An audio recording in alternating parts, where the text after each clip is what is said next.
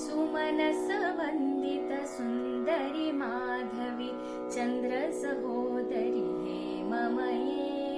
मुनिगण वंदित मोक्ष प्रदायिनी मंजुल भाषिणी वेदनुते पंकजवासिनी देव सुपूजित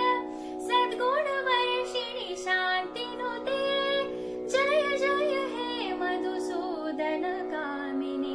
आदिलक्ष्मी परिपालय माम् ऐकली कल्मषनाशिनि कामिनि वैदिकरूपिणि वेदमये क्षीरसमुद्भव मङ्गलरूपिणि मन्त्रनिवासिनि मन्त्रनुते मङ्गलदायिनि अम्बुजवासिनि देवगणाश्रितपादयुते जय जय हे मधुसूदन कामिनि धान्यलक्ष्मी परिपालय माम् जय वरवर्षिणि वैष्णवी भार्गवी मन्त्रस्वरूपिणि मन्त्रमये सुरगणपूजित शीघ्रफलप्रद ज्ञानविकासिनि शास्त्रनुते भवभयहारिणि पापविमोचिनि साधुजनाश्रितपादयुते जय जय हे मधुसूदन कामिनि धैर्यलक्ष्मी सदा पालय माम् जय जय दुर्गतिनाशिनि कामिनि सर्वफलप्रद शास्त्रमये रथगजतुर्गपदाति समावृत परिजनमण्डित लोकनुते हरिहर ब्रह्म सुपूजित सेवित तापनिवारिणि पादयुते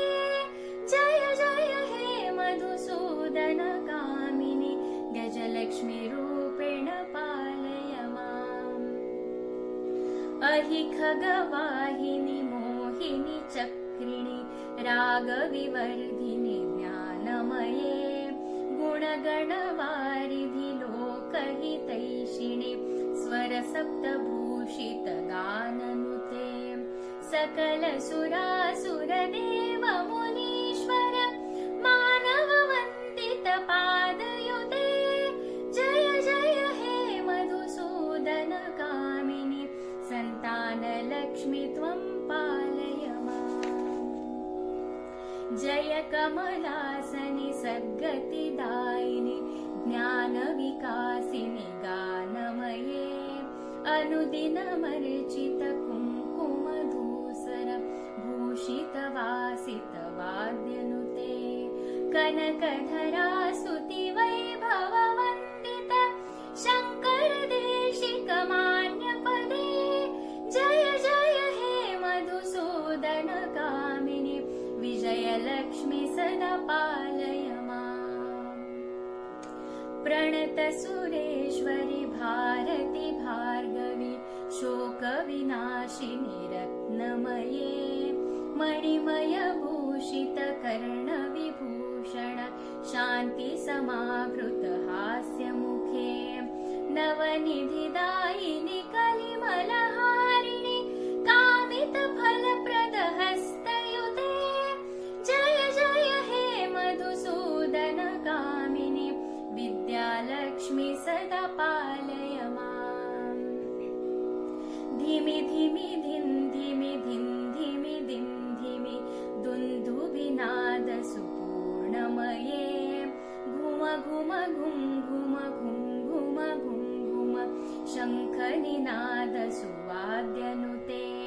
वेद पुराणेतिहास सुपूजित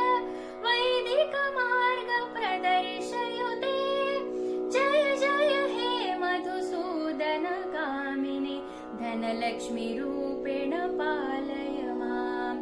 जय जय हे मधुसूदन कामिनि धनलक्ष्मी रूपेण पालय